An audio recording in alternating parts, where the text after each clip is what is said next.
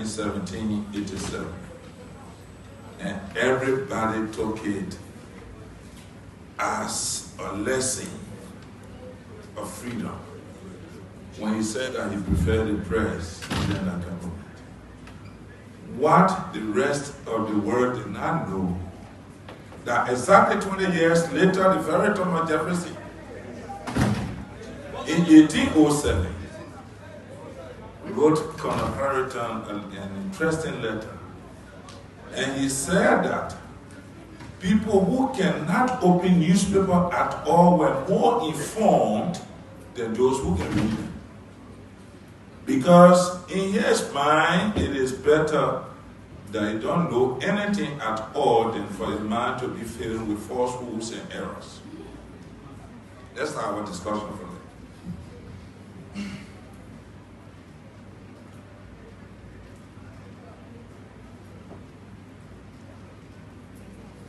As public officials,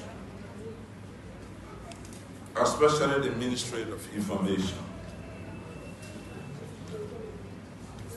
you are the custodian of the people's information, and by extension, public information is the people's intellectual property. Give me your fair analysis of the Ministry of Information in the 21st century. So, when I need my information, because we're in what we call the information technology age. In the past, I got a list here of all of the people who serve at the Ministry of Information, and there's around 33 persons. Most of them, when they were ministers, you did not have social media. Maybe ERBC and ERWA or something. So you could control what's taking place. I went further to say billions of kinds of information can just spread in the trick of an eye because of social media. So if I should give you my assessment as to the status of information, and let me just limit to our country. These are difficult times because media freedom is not something you want to tamper with. And you, as a former editor, one of the veterans from Star, you clearly understand what I'm talking about. So, fairly, I think they have a better space compared to other countries or in the past, but we can enhance it and do it better. I was just looking at something here that was sent to me. Maybe I need to read it out to you. Newspapers, there are about 80 newspapers in this small country. Magazines, those who run magazines, there are about 8 television stations. Radio stations, whether religious or otherwise, they are 65. Community radio stations that are deemed most important because they are found mainly in rural places. They are 116. Cable TV, those who do all the cable stuff, they are about 80. Online and digital TV, 20. The printing presses we have here, 75. Oh, when we had just a single printing press, if they say they are not printing this newspaper because of concerns they have, that newspaper will not come up. How can you stop that with 65 printing presses? If Senator Geevon Smith printing press, they are not printing anything, because it's critical of the government, one other printing press on the side. So the media landscape of our country is pluralistic, which is good for democratization.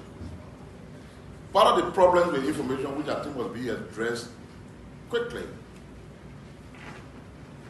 when the name Ministry of Information, Cultural Affairs and Tourism came about, which now makes the ministry to be MICA, it was not done in a lawful way. There's no law, not even the PRC decree that created the ministry, that says the ministry is called Ministry of Information, Cultural Affairs and Tourism. It's the Ministry of Information. the decision to name the Minister of Information, Cultural Affairs and Tourism was a singular decision of the late Minister Emmanuel Buya. And when you will see the reaction, I mean the rationale behind that, you know, it comes back to the same desert concept we're talking about. Just as Minister of Information, people felt nothing was happening there. When you include tourism, it will interest you to know that tourism has jurisdiction over the hospitality industry, the hotels and all these places.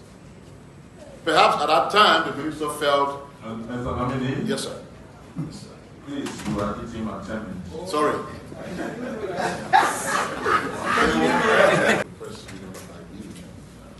To foster the partnership.